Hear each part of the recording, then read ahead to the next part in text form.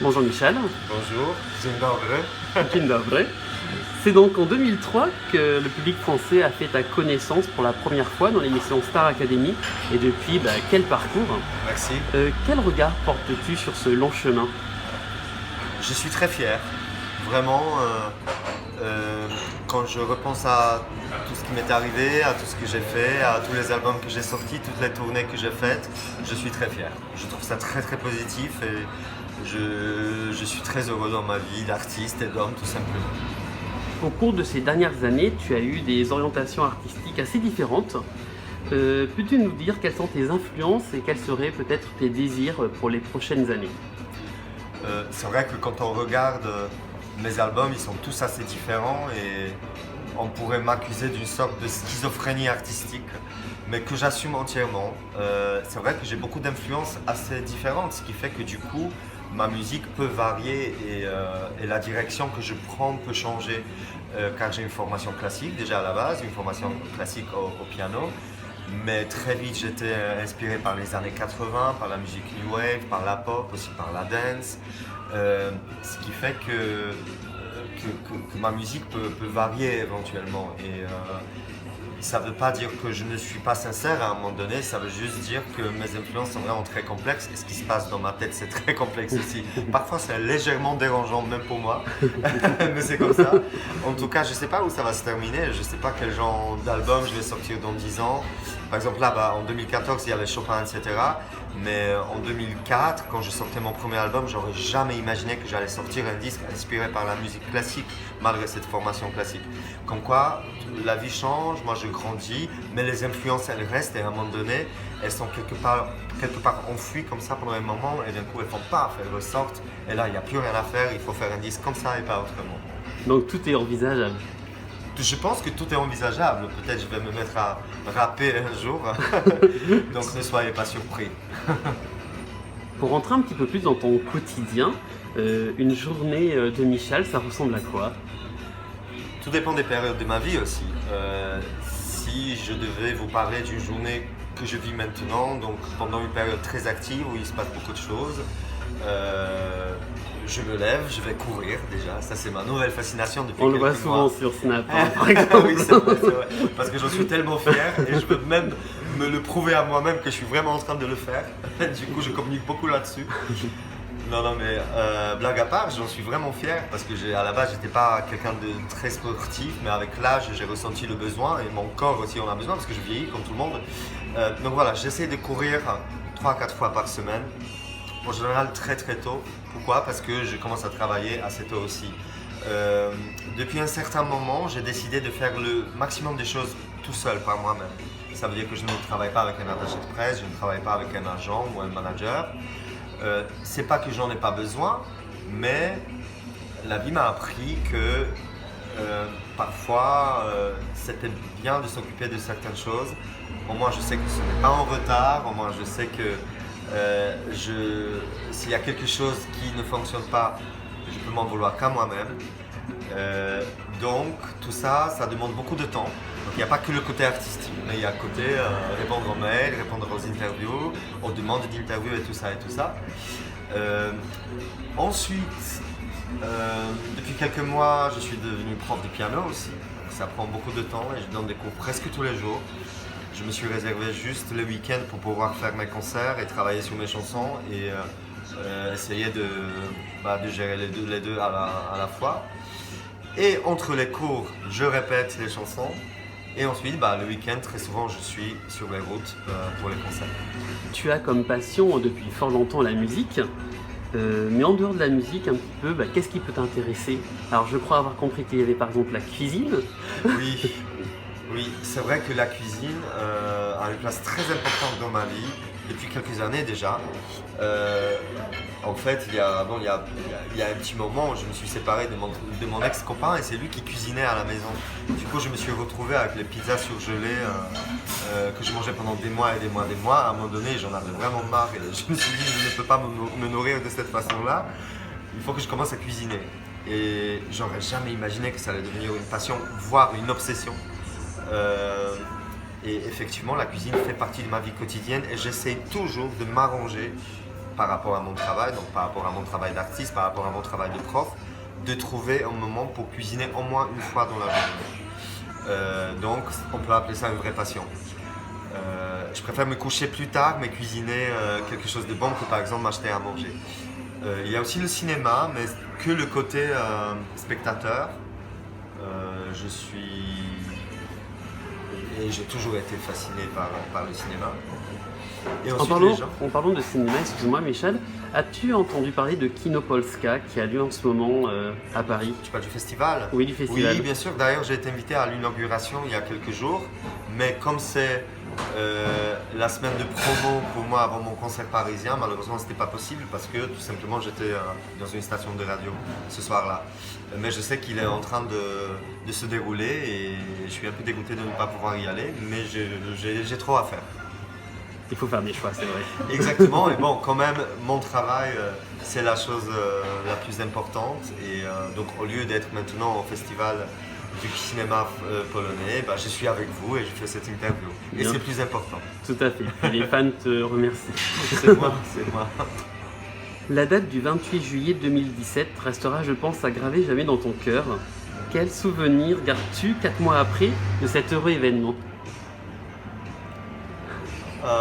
J'avoue que heureusement il y a des photos et un très très beau film qui a été créé ce jour-là, donc le jour de mon mariage, parce que j'étais tellement ému et tellement stressé aussi que finalement c'est horrible à dire mais on se souvient pas de grand chose.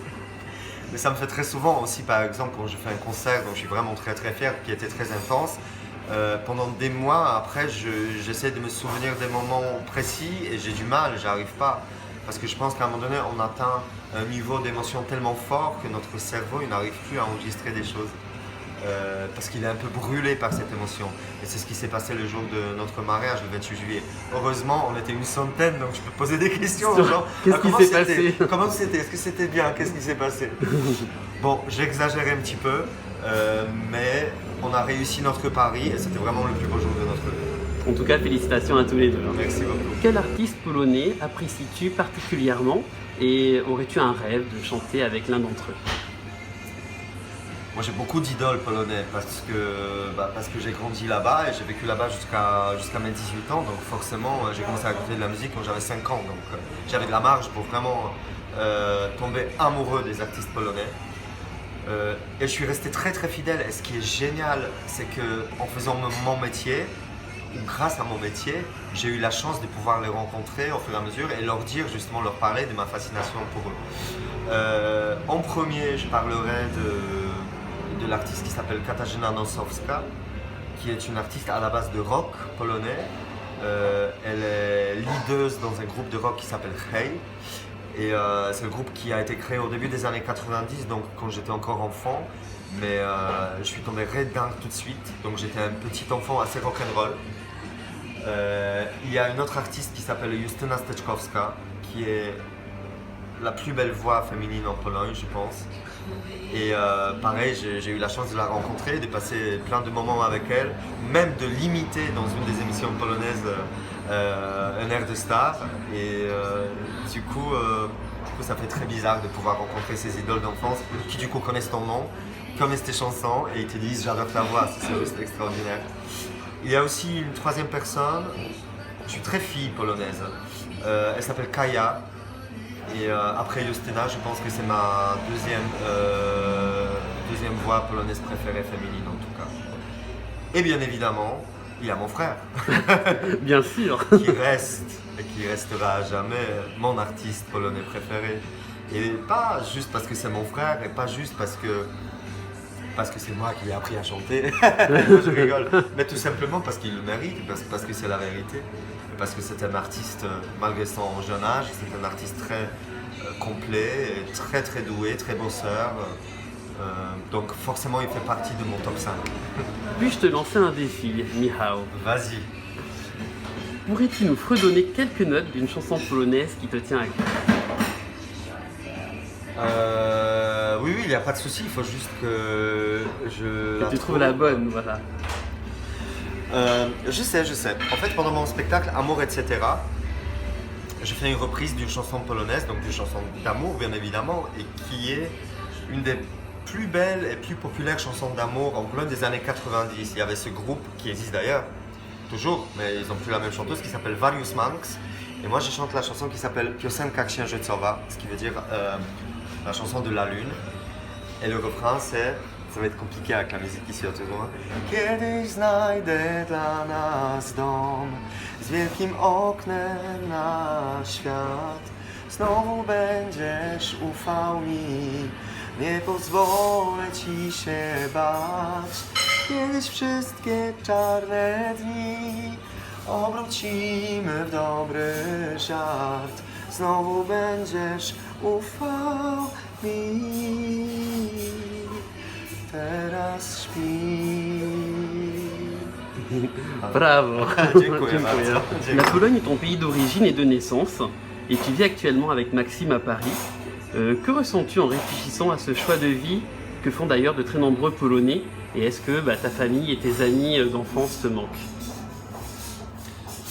Choix de vie de qui? De ma part? Non, j'ai pas compris quel choix de vie. Oui, c'est un choix de vie, je pense, de venir en France, de se d'accord, lancer, pardon, voilà, pardon. dans ce sens-là. Je reste persuadé que j'ai vraiment bien fait d'avoir écouté cette petite voix au fond de moi quand j'étais petit et qui me disait va à Paris, il y a quelque chose de très important qui t'attend là-bas. Et cette voix, je l'ai entendue vraiment très tôt. Au début, je la comprenais pas. Enfin, pendant toutes les années que j'ai passé en Pologne, je la comprenais pas, mais je savais qu'il fallait que je la suive. Je reste toujours très fier de cette décision. Pourquoi? Parce que j'ai commencé ma carrière en France, que je continue, heureusement. J'ai rencontré l'homme de ma vie en France aussi, que j'aurais jamais rencontré si j'étais resté en Pologne. Donc je pense que tout ça était peut-être écrit de cette façon-là. Donc maintenant, je peux être que heureux de ma décision que j'ai prise il y a 15 ans déjà. Et oui, ça passe très vite. Dis-nous, Michal, te rends-tu très souvent en Pologne? Et quel regard portes-tu sur l'évolution, les changements qui s'y produisent au cours de ces 10 dernières années, par exemple? Je vais en Pologne assez souvent. Déjà premièrement pour voir ma famille, donc a Gorzów Wielkopolski. Pozdrawiam bardzo serdecznie wszystkich z Gorzowa Wielkopolskiego i okolic. J'y vais aussi pour travailler parce que j'ai cette chance de mener une carrière en parallèle en Pologne et en plus qui fleurit bien depuis quelques années. Beaucoup grâce à mon petit frère aussi, j'imagine, et tant mieux. Alors quel regard je porte sur ce qui se passe en Pologne? Moi j'adore mon pays parce que je parle de la Pologne, je dis mon pays parce que c'est mon pays natal et maintenant j'ai deux pays, j'ai mon pays d'enfance donc la Pologne et mon pays de vie adulte qui est la France. J'adore y aller, j'adore la mentalité, j'adore les gens, j'adore la cuisine, j'adore les paysages, j'adore la musique, la culture. Mais j'ai l'impression que politiquement, effectivement, ce n'est vraiment pas évident du tout ce qui se passe. J'ai l'impression que le pays est divisé. Je ne suis pas quelqu'un qui est politiquement engagé. Je trouve que ce n'est pas la place d'un artiste. Je peux défendre certaines valeurs de vie, comme la tolérance, comme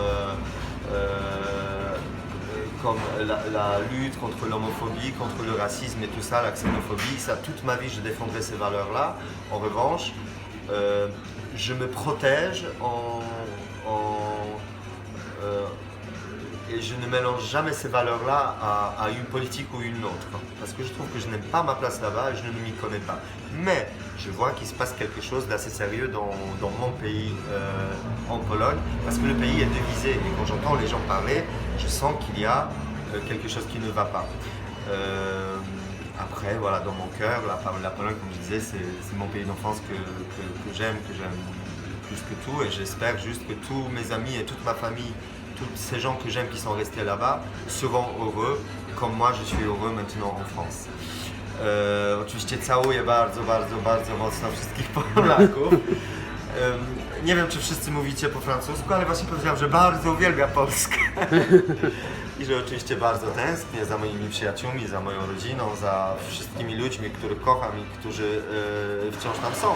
Dlatego robię wszystko, żeby jak najczęściej jeździć. Nie tylko po to, żeby robić karierę, żeby pracować, występować w telewizji czy robić koncerty, ale po to właśnie, żeby spotykać się z moimi przyjaciółmi i rodziną. tu as gardé un lien particulier avec Élodie Frégé, une véritable amitié est même née entre vous. Avez-vous d'autres projets ensemble?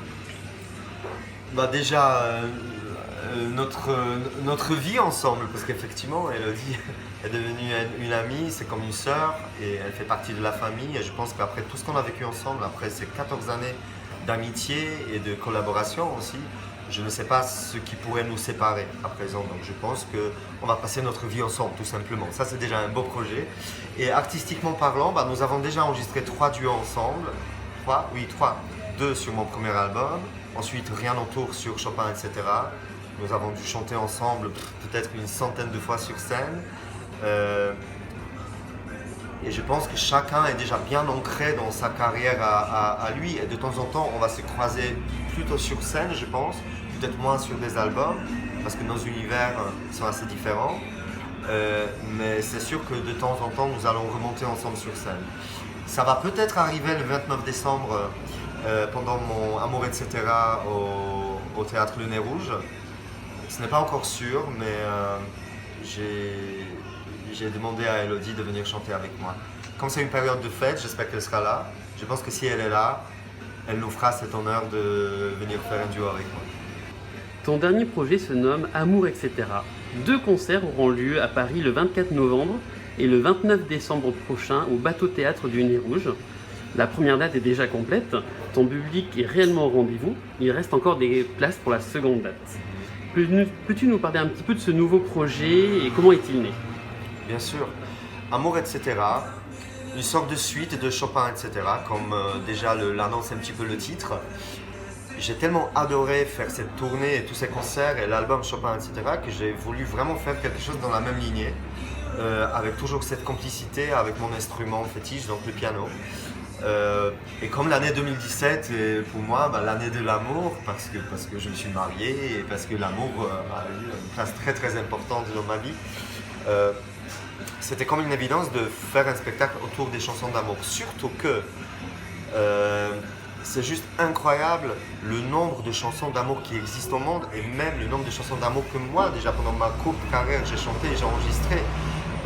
Et un soir, je me suis assis chez moi sur mon fauteuil et j'ai commencé à faire la liste et c'était juste impressionnant. Et c'est là où je me suis dit, ok, c'est sûr, je fais un spectacle sur l'amour. Et en fait, c'est un concert qui est une sorte de compilation de chansons d'amour qui me semblent importantes. Donc les chansons à moi, de mes albums, de ce projet Chopin, etc. Parce que bon, il n'y a rien de plus romantique que la musique de Frédéric Chopin. Mais aussi des chansons d'amour connues, des reprises, des standards que tout le monde connaît et qui sont importantes pour moi. Pourquoi? Parce que soit je les ai déjà chantées sur scène, soit elle me fait penser à mes premiers amours, à mes déceptions ou à mes fantasmes. Voilà, il y a plein de choses. Chaque chanson est liée à une histoire. Ce ne sont pas que des chansons d'amour, amour dans le sens amoureux, mais aussi des chansons liées à la famille, au personnage de la mère, de la grand-mère, tous ces gens qui ont influencé ma vie, que j'ai aimé et qui m'ont appris à aimer. Donc quelque chose d'extrêmement romantique, mais surtout quelque chose d'extrêmement réaliste. En tout cas, nous avons tous hâte de te retrouver sur ces 2 dates parisiennes. Merci. Très prochainement. Moi aussi, parce que ça fait quelques années que je ne suis pas monté sur une scène parisienne. La dernière fois, c'était le Café de la Danse en 2015 avec Chopin, etc. Et nous étions, tu as raison. Et du coup, je suis vraiment heureux de revenir à Paris, quoi. C'est génial. Ton frère David connaît un franc succès musical en Pologne. Parlez-vous ensemble de vos choix artistiques respectifs? Oui, énormément. Et j'en suis très très fier. Je suis fier de cette complicité artistique, bien évidemment. On a cette complicité familiale et amicale, parce que c'est juste mon frère, c'est un de mes meilleurs amis. Mais effectivement, on a cette complicité artistique depuis toujours. Et je trouve ça génial et je trouve ça même flatteur pour moi et pour lui aussi en fait. Parce que à l'époque, c'est lui qui me demandait tout le temps mon avis et des conseils. Et maintenant, ce qui est génial, c'est que moi, je fais pareil avec lui parce qu'il a grandi, parce qu'il est intelligent, parce qu'il fait des choses qui sont intéressantes, qui sont belles. Du coup, moi, quand je fais une chanson, je l'envoie à mon frère pour lui dire, pourtant, on a 12 ans de différence. Je lui dis, mon amour, qu'est-ce que tu en penses? Et je trouve ça extraordinaire. De très nombreux internautes et fans aimeraient qu'un concert soit donné à Paris de vous deux.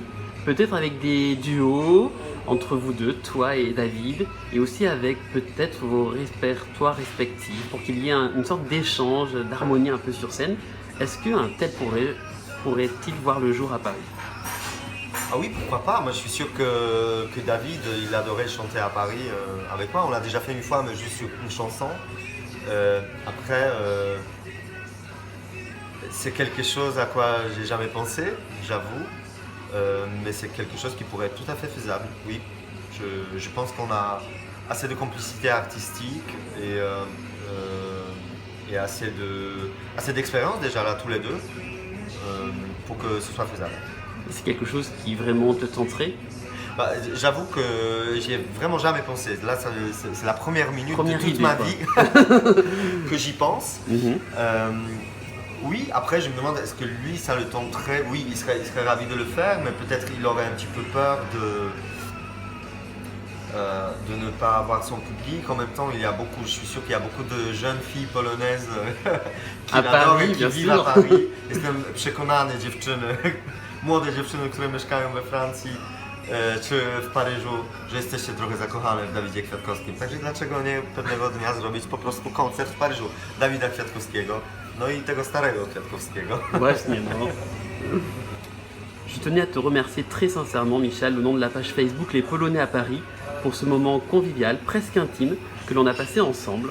Nous te souhaitons vraiment une belle continuation artistique et de jolis succès pour tes futurs projets. Pour terminer, pourrais-tu nous laisser un petit message personnel pour nos internautes français, mais bien sûr aussi polonais? Bien sûr. Je vais commencer par les Polonais. Kochani, bardzo, bardzo serdecznie dziękuję za Wasze wsparcie. Dziękuję stronie, dziękuję za ten wywiad. Spędziłem świetną chwilę.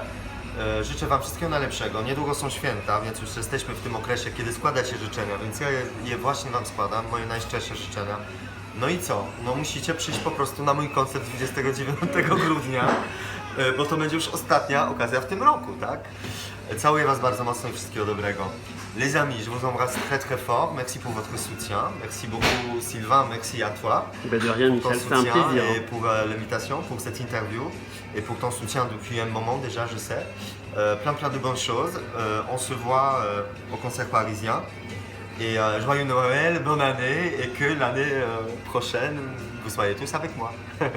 Mille merci de m'avoir accordé un peu de ton temps, Merci. Michal. Dziękuję. Un wesołe świąt. Wesołych świąt. Dziękuję bardzo. Dziękuję, do widzenia.